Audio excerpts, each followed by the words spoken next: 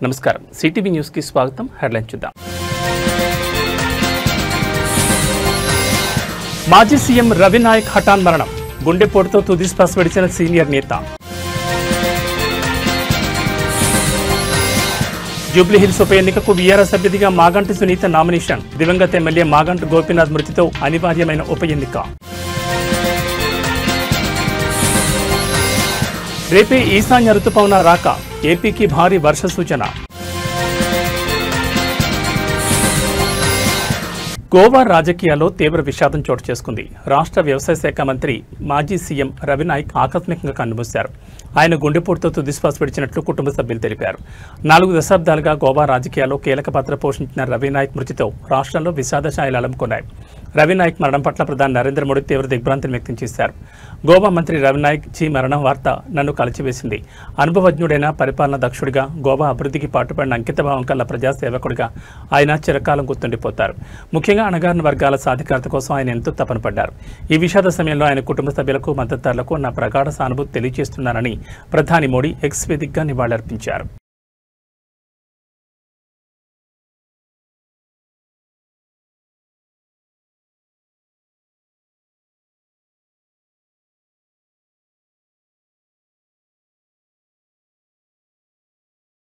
జూబ్లీహిల్స్ శాసనసభ నియోజకవర్గానికి జరగనున్న ఉప ఎన్నికల ప్రక్రియ వేడెక్కింది. బీఆర్ఎస్ పార్టీ తరఫున అభ్యర్థిగా దివంగత ఎమ్మెల్యే మాగంటి గోపీనాథ్ అర్ధాంగి మాగంటి సునీత తన నామినేషన్ దాఖలు చేశారు.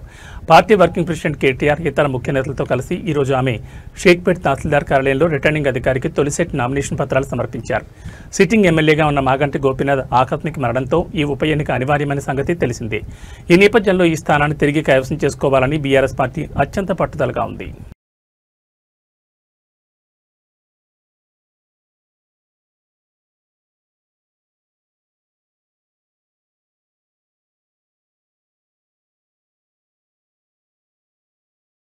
నైరుతి రుతుపవనాల ప్రభావంతో కురిసిన భారీ వర్షాల నుంచి తేరుకోకముందే ఆంధ్రప్రదేశ్కు మరో ముఖ్యమైన వాతావరణ సమాచారం అందింది. ఈశాన్య రుతుపవనాలు రేపు దేశంలోకి ప్రవేశించనున్నాయి. ఆ తర్వాత 1-2 రోజుల్లోనే ఇవి ఆంధ్రప్రదేశ్ను తాకే అవకాశం ఉందని వాతావరణ శాఖ అధికారులు తెలిపారు. ఈసారి నైరుతి రుతుపవనాలు ముందుగానే వెందిరడంతో ఈశాన్య రుతుపవనాల ఆగమనానికి మార్గం సుగమైంది. ఈ ఏడాది ఈశాన్య రుతుపవనాల ప్రభావంతో ఆంధ్రప్రదేశ్తో పాటు తమిళనాడు, కేరళ, కర్ణాటక వంటి దక్షిణ భారత రాష్ట్రాల్లో సాధారణ కంటే అధిక వర్షపాతం నమోదయ్యే అవకాశం ఉందని వాతావరణ శాఖ నిపుణులు అంచనా వేస్తున్నారు. ప్రస్తుతం కొనసాగుతున్న లెనినో పరిస్థితులే ఇందుకు ప్రధాన కారణంగా చెప్తున్నారు. అక్టోబర్ నుంచి డిసెంబర్ వరకు ఈ రుతుపవనాల ప్రభావం ఉంటుంది. దీనికి తోడు అక్టోబర్ 22 లేదా 23 నాటికి బంగాళాఖాతంలో అల్పపీడనం ఏర్పడే అవకాశం ఉందని, ఇది ఈశాన్య రుతుపవనాలను మరింత చురుగ్గా మార్చొచ్చని నిపుణులు విశ్లేషిస్తున్నారు. అక్టోబర్, నవంబర్ నెలలో బంగాళాఖాతంలో తుఫాన్లు ఏర్పడడానికి అనువైన వాతావరణం ఉందని అధికారులు హెచ్చరిస్తున్నారు. అల్పపీడనం బలపడితే తుఫాన్గా మారే ప్రమాదం పొంచి ఉంది. ఇప్పటికే కోస్తాంధ్ర, దక్షిణ తమిళనాడును ఆనుకుని బంగాళాఖాతంలో ఏర్పడిన ఉపరితల ఆవర్తనాల కారణంగా పలు ప్రాంతాల్లో వర్షాలు కురుస్తున్నాయి. కొత్తగా రాబోయే రుతుపవనాలతో వర్షాలు మరింత తీవ్రమయ్యే సూచనలు కనిపిస్తున్నాయి.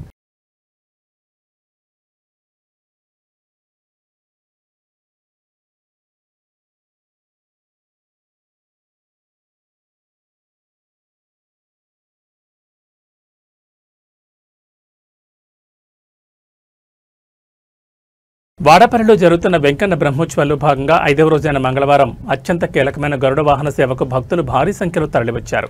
దాస్యానికి ప్రతిరూపమైన గరుడ వాహనంపై స్వామివారు ఊరేగుతూ దాసానుదాస ప్రపత్తికి తాను దాసుడని లోకానికి చాటి చెప్పారు. బ్రహ్మోత్సవాల్లో ఎంతో ప్రాముఖ్యత కలిగిన ఈ గరుడ సేవను దర్శించుకోవడానికి భక్తజనం పోటెత్తారు. విశ్వక్షేణ పూజతో 5వ రోజు కార్యక్రమాలు ప్రారంభమయ్యాయి. పుణ్యాహవచనం, సప్త కలశారాధన, మహాస్వప్ననం, వసంతోత్సవం, అష్టదళ పాదపద్మారాధన, ప్రధాన హోమాలు, దిగ్దేవతా బలిహరణ, నీరాజన మంత్రపుష్పాలు, తీర్థప్రసాద వితరణ వంటి కార్యక్రమాలు శాస్త్రోక్తంగా జరిపారు. ఈ సందర్భంగా కొత్తపేట ఎమ్మెల్యే బండారు సత్యానందరావు కుటుంబ సమేతంగా స్వామివారిని దర్శించుకుని కళ్యాణ మహోత్సవం, ప్రధాన హోమ కార్యక్రమాల్లో పాల్గొన్నారు. ఆయన స్వామివారికి పట్టు వస్త్రాలు సమర్పించారు. కొత్తపేట జనసేన ఇన్ఛార్జ్ బండారు శ్రీనివాస్ కూడా స్వామివారిని దర్శించుకుని ప్రత్యేక పూజలు నిర్వహించారు.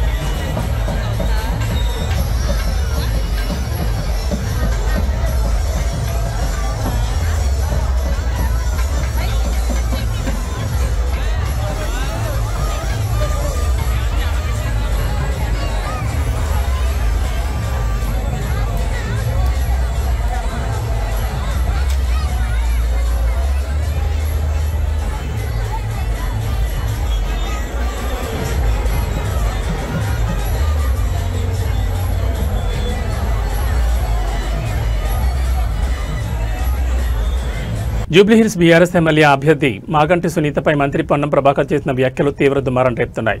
భర్తను కోల్పోయిన బాధలో ఉన్న మాగంటి సునీతను అవమానించే విధంగా మాట్లాడిన మంత్రి పొన్నం ప్రభాకర్ వెంటనే తన వ్యాఖ్యలను వెనక్కి తీసుకుని క్షమాపణ చెప్పాలని నర్సాపూర్ ఎమ్మెల్యే సునీత లక్ష్మారెడ్డి డిమాండ్ చేశారు. కొల్చారం మండల పర్యటనకు వచ్చిన సునీత లక్ష్మారెడ్డి వరిగుంతలు ఏర్పాటు చేసిన విలేకరుల సమావేశంలో మాట్లాడారు. భర్తను కోల్పోయిన బాధతో బీఆర్ఎస్ అభ్యర్థి మాగంటి సునీత ఏడిస్తే ఆమె ఏడుపును సినిమాల్లో నాటకాల ఏడుస్తున్నట్లు అనడం సిగ్గుచేటని సునీత లక్ష్మారెడ్డి మండిపడ్డారు. భర్తను కోల్పోయిన బాధలో ఉన్న మహిళను ఆదరించి అండగా ఉండాల్సింది పోయి అవమానించేలా మాట్లాడడం ఎంతమాత్రం సరికాదని ఆమె హితో పలికారు.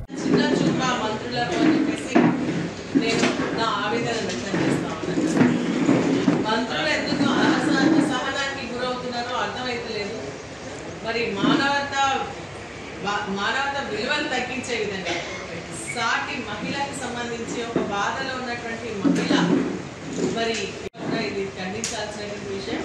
మరి నిజంగా కూడా బాధ అయినటువంటి విషయం. ఎందుకంటే నేను అదే పరిస్థితి నుంచి రావడం జరిగింది. నేను కూడా ఫస్ట్ టైం మైక్ పట్టుకున్నప్పుడు నాకు మాట్లాడడం కూడా రానటువంటి పరిస్థితి. నిన్న సునీత గారు మాట్లాడుతూ ఉంటే నాకు నా రోజులు గుర్తొచ్చి నేను కూడా కంటతడిపెట్టినటువంటి సందర్భాలు ఉన్నాయి. ఒక మహిళ ఏడుస్తుంటే పక్కన ఉన్నటువంటి హరీష్ రావు గారు కానీ అటు ఉన్నటువంటి కేటీఆర్ గారు కానీ వారి కళ్ళలో కూడా నీళ్ళు వచ్చిన సందర్భం, మరి ప్రతి మహిళ కూడా వేసినటువంటి సందర్భం, చాలా మంది పురుషులు కూడా వేసినటువంటి సందర్భాన్ని వాళ్ళ రాజకీయం కోసం మరి కృత్రిమ ఏడుపని సినిమాల్లో నాటకం చూసినట్టు అనిపిస్తుంది అని చెప్పేసి మాట్లాడడం ఏహమైనటువంటి చర్య. నిజంగా కూడా దిగజాడు రాజకీయాలకు ఇది నాంది అని చెప్పేసి కూడా తెలియజేస్తా ఉన్నా. ఇది మంచి పద్ధతి కాదు.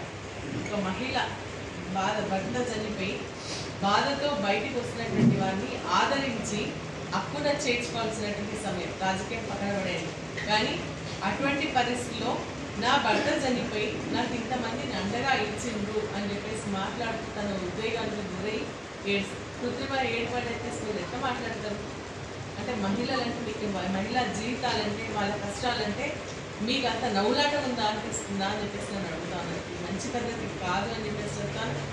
ఓట్లు ప్రజలు ఉన్నారు. ప్రజా తీర్పులో ప్రజలు ఎవరికి ఓటేస్తే వాళ్ళు గెలుస్తారు తప్ప మీరు మాట్లాడేటువంటి ఏదైతే అమానవీయమైనటువంటి మాటలు ఉన్నాయో అది తప్పు. మీ రాజకీయానికి దాన్ని వాడుకోదు. మహిళా జీవితాన్ని మరి ఈ రాజకీయంగా ముందుకు తీసుకొచ్చేటువంటి ప్రయత్నం చేయొద్దు అని చెప్పేసి నేను దాన్ని హెచ్చరిస్తా ఉన్నా. ఇమీడియట్గా దాన్ని విత్డ్రా చేసుకోవాల్సిందిగా కూడా నేను పొన్నం ప్రభాకర్ గారికి డిమాండ్ చేస్తా ఉన్నా. ఎందుకంటే ఇటువంటి మహిళలు చాలామంది ఉన్నారు. ఈరోజు నేను కానీ సరిత గారు కానీ సత్యవతి రాథోడ్ కానీ మేమందరం కూడా ఇటువంటి పరిస్థితిలో వచ్చినా నిలదొక్కున్నాం. అంటే మహిళలు రాజకీయాలకు రావద్దా, వారి కుటుంబం రాజకీయ పరంగా వాళ్ళు వచ్చినప్పుడు ఇంతమందిని ఒకేసారి చూసినప్పుడు బాధ కూడా దిగమింగుకొని తను బయటకు వస్తుంది అంటే దాన్ని మనం స్వాగతించాల్సింది పోయి అవమానపడే విధంగా అవమానించే విధంగా మరి మానవత విలువలు తగ్గిపోయే విధంగా మాట్లాడడం ఏమన్నటువంటి చర్యగా నేను భావిస్తూ పొన్నం ప్రభాకర్ గారికి వారి యొక్క మాటలు విత్డ్రా చేసుకోవాల్సిందిగా మేము డిమాండ్ చేస్తాం. లేకుంటే ప్రజాక్షేత్రంలో మేము తప్పకుండా తీసుకెళ్తాం. ప్రజలు కూడా వారికి తప్పకుండా గుణపాఠం చెప్తారు. మరీ ముఖ్యంగా మహిళలందరూ కూడా తిరగబడతారని. పిఠాపురం నియోజకవర్గంలోని యు కొత్తపల్లి మండలం ముమ్మిడివారిపాడులో ఎస్సీజెడ్ రైతుల చిరకాల కోరిక నెరవేరింది. తమ భూమి రిజిస్ట్రేషన్లు మంజూరు చేస్తూ జీవో ఇప్పించిన పిఠాపురం ఎమ్మెల్యే ఉప ముఖ్యమంత్రి కొణిదెల పవన్ కళ్యాణ్ పట్ల ఎస్సీజెడ్ రైతులు తమ కృతజ్ఞతను వినూత్నంగా చాటుకున్నారు. రైతులు సీనియర్ జనసేన నాయకులు తెలగంశెట్టి వెంకటేశ్వరరావు, నారాయణస్వామి, చింతా సూర్యనారాయణమూర్తి, బండి సీతయ్య కాపు, బి రాముడు, బాపనదొర ఆధ్వర్యంలో పవన్ కళ్యాణ్ చిత్రపటానికి పాలాభిషేకం నిర్వహించి ప్రత్యేక ధన్యవాదాలు తెలియజేశారు. ఈ కార్యక్రమానికి జనసేన పార్టీ పిఠాపురం నియోజకవర్గ ఇన్ఛార్జ్ మర్రెడ్డి శ్రీనివాసరావు, డాక్టర్ జ్యోతుల శ్రీనివాస్ ముఖ్య అతిథులుగా విచ్చేశారు. ఈ సందర్భంగా వారు మాట్లాడుతూ సుమారు 900 ఎకరాల రైతులకు భూమికి భూ రిజిస్ట్రేషన్ కల్పించినందుకు రైతులు తమ ఆనందాన్ని వ్యక్తం చేస్తూ పాలాభిషేకం చేశారని తెలిపారు. రైతులకు ఇంకా మరికొన్ని సమస్యలున్నాయని వాటిని త్వరలో పవన్ కళ్యాణ్ దృష్టికి తీసుకెళ్లి పరిష్కరించడం జరుగుతుందని వారు హామీ ఇచ్చారు.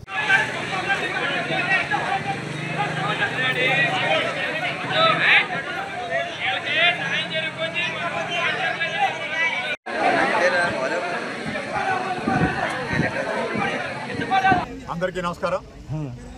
ఈవేళ చాలా శుభదినం. ఎందుకంటే ఈ సజ్జ రైతుల యొక్క బాధలు కావచ్చు, వీళ్ళ కష్టాలు కావచ్చు, దశాబ్దాల పోరాటం ఇది. 2 దశాబ్దాలుగా అపరిష్కృతం కాకుండా ఎన్నో సమస్యలు ఉండిపోయాయి.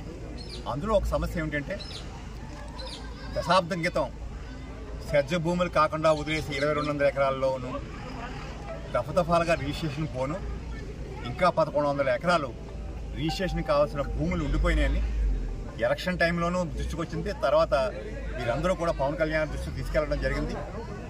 దాన్ని అనేక సార్లు సార్ దృష్టికి తీసుకెళ్లిన ధర్మిల ఈరోజు ఈ ఎన్డీఏ ప్రభుత్వం నారా చంద్రబాబు గారి నేతృత్వంలోనూ మన శాసనసభ్యులు పిఠాపురం శాసనసభ్యులు మరియు రాష్ట్ర ఉప ముఖ్యమంత్రి పవన్ కళ్యాణ్ గారి కృషి ఫలితంగా ఇవాళ ఈ జీవో రిలీజ్ అవడం జరిగింది.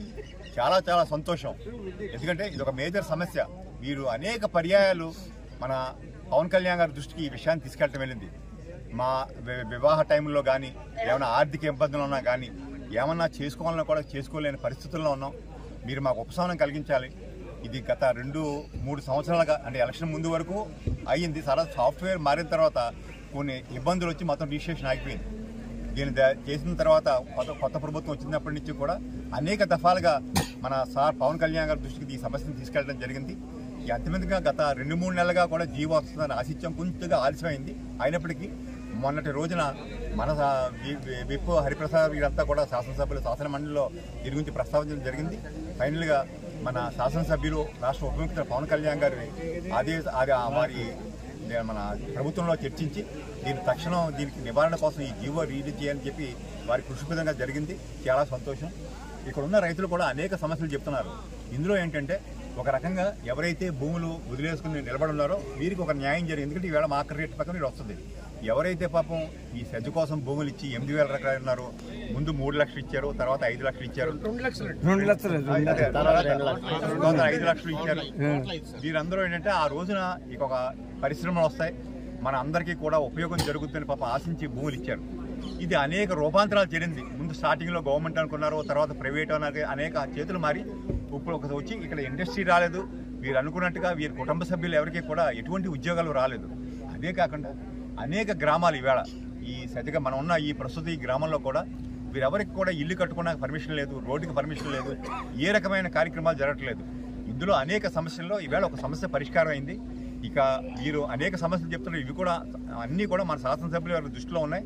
మరొకసారి వారి దృష్టికి తీసుకెళ్లి ఈ సమస్యలన్నీ కూడా పరిష్కారానికి తప్పకుండా కృషి చేస్తామని మరొకసారి ఈ రైతులందరూ కూడా ఈవేళ పవన్ కళ్యాణ్ గారికి పాలాభిషేకం చేయడం జరిగింది. ఇంతటి అద్భుతమైన కార్యక్రమం చేసినటువంటి మన శాసనసభ్యులకి ఈ పిఠాపురం వాసులు అందరి తరఫున కూడా ప్రత్యేక ధన్యవాదాలు.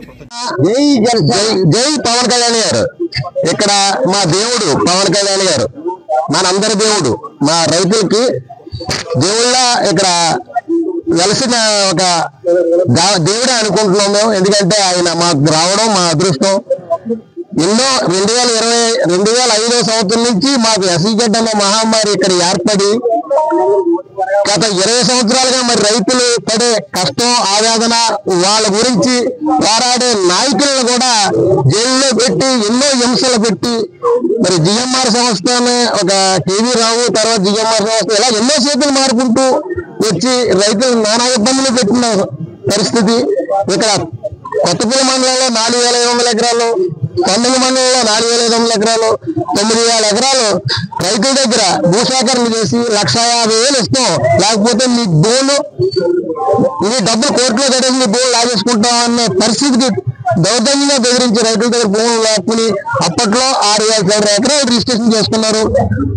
తదుపరి 3,000 ఎకరాల దగ్గర రైతులు కోర్టులో వేసుకుని అవార్డు పాస్ చేయించుకుని రైతులు పోరాడి ఇప్పటి వరకు ఈ భూమిని ఆఫ్ చేశారు. గత 2014 ప్రభుత్వంలో కూడా ఏమీ జరగలేదు. 2019 ప్రభుత్వం వచ్చిన తర్వాత ఎక్కడికక్కడ తగ్గడేసి జగన్మోహన్ రెడ్డి గారు 2,180 ఎకరాల భూమిని రైతులకి రిజిస్ట్రేషన్ ఇచ్చేసి అవార్డు అయిన భూముల్ని ఉన్న భూములను స్వాధీనం చేసుకుని వాళ్ళు ఫ్యాక్టరీ కట్టుకోవడం మొదలు పెట్టారు. అదే విధంగా మరి అప్పట్లో ఉన్నటువంటి వైఎస్ఆర్ ప్రభుత్వం వాళ్ళకి అనుకూలంగా ఉన్నటువంటి రైతులకి 1,200 ఎకరాల భూమి వాళ్ళ దగ్గర ఉండే రైతులకి రిజిస్ట్రేషన్ అయిపోయి జనసేనకి సపోర్ట్ చేసిన రైతులకి, చిన్న రైతులకి అందరికీ కూడా 1,080 ఎకరాలు ఇక్కడ రిజిస్ట్రేషన్ అవ్వకుండా ఆపు కూర్చున్నారు. ఎన్నిసార్లు జరిగినా సరే మాకు ఎవరికి రిజిస్ట్రేషన్ చేయలేదు. ఆ ప్రభుత్వంలో న్యాయం జరగలేదు. ఇప్పుడు మాకు న్యాయం జరిగింది. కూటమి ఎన్డీఏ ప్రభుత్వం కూటమిలో పవన్ కళ్యాణ్ గారు జనసేన ఒక దేవుడు పిఠాపురం నియోజకవర్గం రావడం, ఆ దేవుడు రావడం వల్ల ఇక్కడ ఉండేటటువంటి మరి 80 ఎకరాల్లో 800 మంది రైతులే ఉంటారు. అంత చిన్న రైతులు వీళ్ళందరూ కూడా వాళ్ళ కుటుంబాల్లో పిల్లలక వాళ్ళ పొజిషన్ కుటుంబం పూట గడకు కూడా ఉండే మనుషులు ఉన్నారు. అందరూ కూడా మరి ఇక్కడ ఆయన్ని భగవంతుడే కొలాలి, ఆయన భగవంతుడు వచ్చాడన్న అభిప్రాయంతో ఉన్నారు. అటువంటి చిన్న రైతులను తొక్కుని కూర్చున్న గత పోయిన ప్రభుత్వం గురించి చెప్పనక్కర్లేదు. అదేవిధంగా మరి వీళ్ళందరికీ న్యాయం చేసి పవన్ కళ్యాణ్ గారు ఇక్కడ మరి ఈ రైతులను ఆదుకున్నందుకు ఆయనకి ఈ రైతుల తరఫున అందరి తరఫున నేను ఒక రైతున నేను కూడా ఆయనకి నా హృదయపూర్వకంగా పాదాభివందనం తెలియజేస్తున్నాను. అదేవిధంగా మరి ఇక్కడ సమస్యలు అంటూ ఉన్నాయి. ఇంకా ఈ రైతులకి ఎవరికి కూడా ఒక ఇల్లు పట్టా కూడా లేదు. సెగలో ఉన్న వాళ్ళకి అందరికీ కూడా ఏ రకంగా కూడా గవర్నమెంట్ ద్వారా ఏ రకంగా కూడా లబ్ధి పొందలేదు ఇప్పటి వరకు. వాళ్ళ కౌలు రైతులు లేకపోతే పంటలకు ఇన్సూరెన్స్ కానీ ఇటువంటివి కూడా ఇప్పుడు కూడా ఏ రకంగా కూడా వీళ్ళకి రాలేదు. ఇంకా కూడా చాలా మందికి లబ్ధి పొంది ఎన్నో సంవత్సరాల నుంచి లబ్ధి పొందలేదు. ఇప్పుడు ఈ సంవత్సరం రోజు ఇది 2000 పవన్ కళ్యాణ్ గారు ఇవాళ మరి ఈ సమస్యలన్నింటినీ ఎందుకు కలిగించారు? ఈ రకంగా మరి ఆయన్ని మేము ఇప్పుడు కూడా మర్చిపోం. ఎల్లప్పుడూ కూడా దేవుడిగా తెలుసుకుని ఈ పిఠాపురాన్ని మాకు ఉండేలాగా మేము ప్రార్థన చేస్తున్నాం. ఎందుకంటే ఇప్పుడు కూడా ఆయన మాకు చిరస్థాయిగా ఇక్కడ ఎమ్మెల్యేగా ఆయన ఉన్నంతకాలం కూడా ఇక్కడే రాజకీయం చేయాలని చెప్పి కోరుకుంటున్నాను. నేను నా మనస్ఫూర్తిగా కోరుకుంటున్నాను. ఎందుకంటే ఇక్కడ అందరూ కూడా ఎడ్యుకేషన్స్ కాదు, అందరూ కూడా చిన్న రైతులు, నిరుద్యోగులు, లేకపోతే కూలి పనులు చేసే వ్యవసాయ కూలీలు, లేకపోతే సేలకు వెళ్ళి దూరం వైపున జైలు వైపున బతికే వాళ్ళు అందరూ ఉన్నాయి. ఇక్కడ హ్యాచరీలో చిన్న చిన్న ఉద్యోగాలు చేసుకుని బతుకుతారు. వీళ్ళందరికీ కూడా దారి చూపించినందుకు ఆ దేవుడికి ఎల్లవెల్ల భగవంతుడు మరి ఆయన చల్లగా చూడాలి, మమ్మల్ని ఆదరించినందుకు ఆయన చల్లగా చూడాలని కోరుకుంటున్నాను. మహారాష్ట్రలోని పూణే నగరంలో నేరాలు అదుపులోకి రావడం లేదు. ముఖ్యంగా చైనీస్ స్నాచింగ్ ఘటనలు నిత్యకృత్యమవుతున్నాయి. తాజాగా పూణే శివారులోని వార్జియా ప్రాంతాల్లో అత్యంత దారుణమైన చోరీ ఘటన చోటు చేసుకుంది. పట్టపగలు ఒక కిరాణా దుకాణంలో ప్రవేశించిన దొంగ మహిళ మెడలో ఉన్న బంగారు గొలుసును లాక్కెళ్లాడు. ఈ మొత్తం ఘటన దుకాణంలో అమర్చిన సీసీటీవీ కెమెరాలో స్పష్టంగా రికార్డ్ అయింది.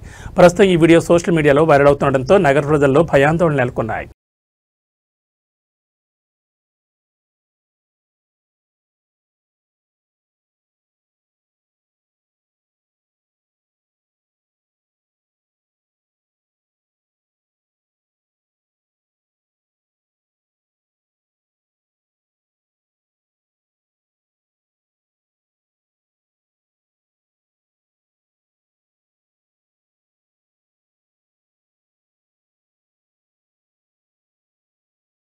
గూగుల్ బ్రాండ్ను ముందు పెట్టి చంద్రబాబు ప్రచారం చేసుకుంటున్నారు. కానీ ఎంతమందికి ఉపాధి కల్పిస్తుందో జీవోలో చెప్పలేకపోయారు.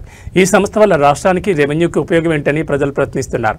విశాఖ ఉత్తరాంధ్ర విషయంలో మా ప్రభుత్వానికి చిత్తశుద్ధి, అందుకే ప్రచారమే లేకుండా ఇన్ఆర్బిట్ మాల్ తెచ్చామని గుడివాడ అమర్నాథ్ మాజీ మంత్రి అన్నారు.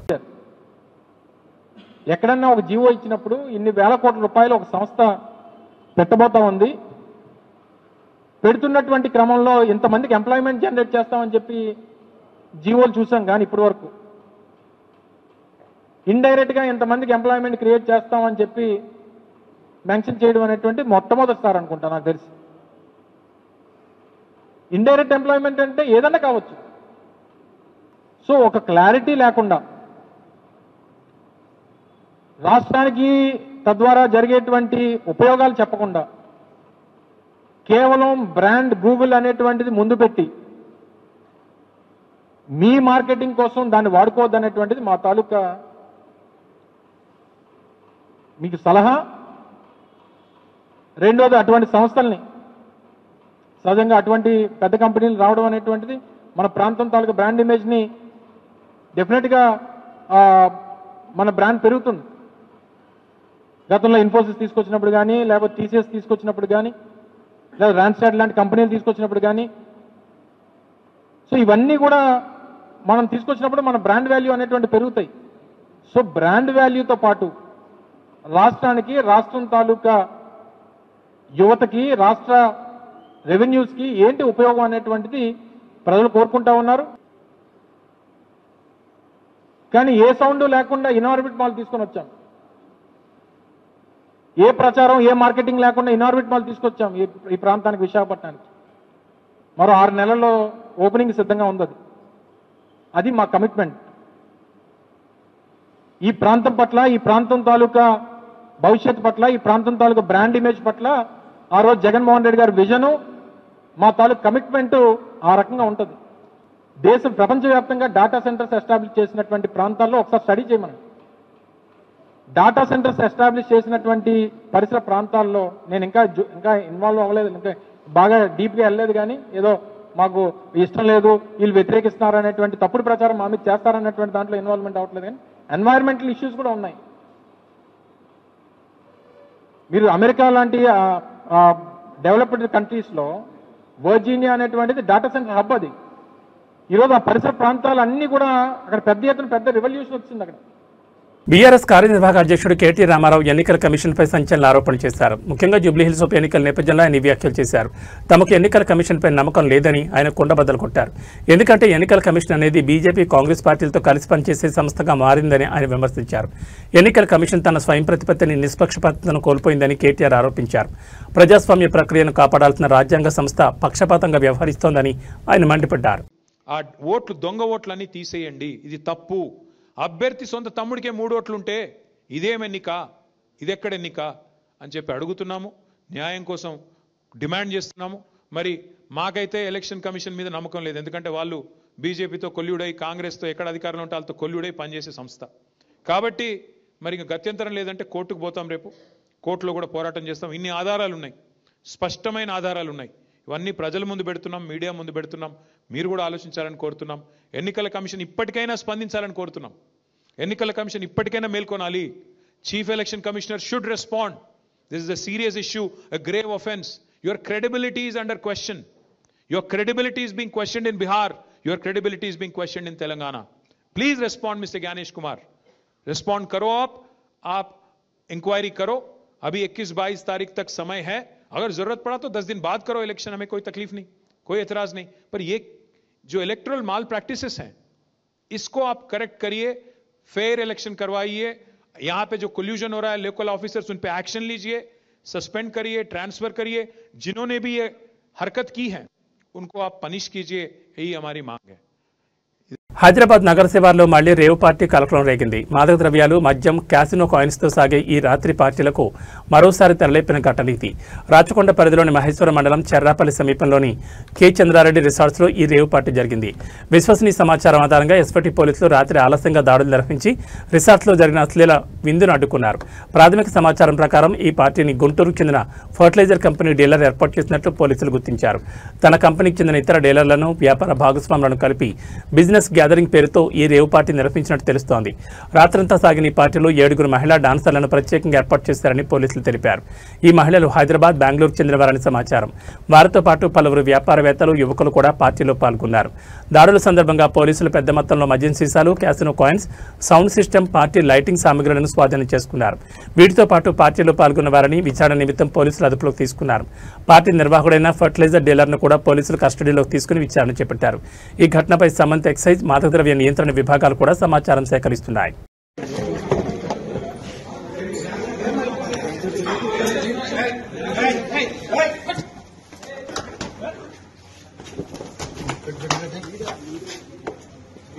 ఆగన్నా ఎందుకు తీస్తున్నారు? ఎట్లా ఉన్నారు కదా, ఆగితే ఏమైందన్న, తీయడానికి ఏమైతుంది? సికింద్రాబాద్ రైల్వే స్టేషన్లోని ప్లాట్ఫామ్ 10పై ఎస్టీఎఫ్డి టీం తనిఖీలు నిర్వహించగా 1600 కేజీల గంజాయి చాక్లెట్లు ఉన్న సంచిని గుర్తించారు. గంజాయి చాక్లెట్లు తీసుకొచ్చిన వ్యక్తి ఎక్సైజ్ పోలీసులను చూసి పరారయ్యాడు. పట్టుకున్న గంజాయి చాక్లెట్లను సికింద్రాబాద్ ఎక్సైజ్ స్టేషన్లో అప్పగించారు. టోటల్ ఇవే కదా.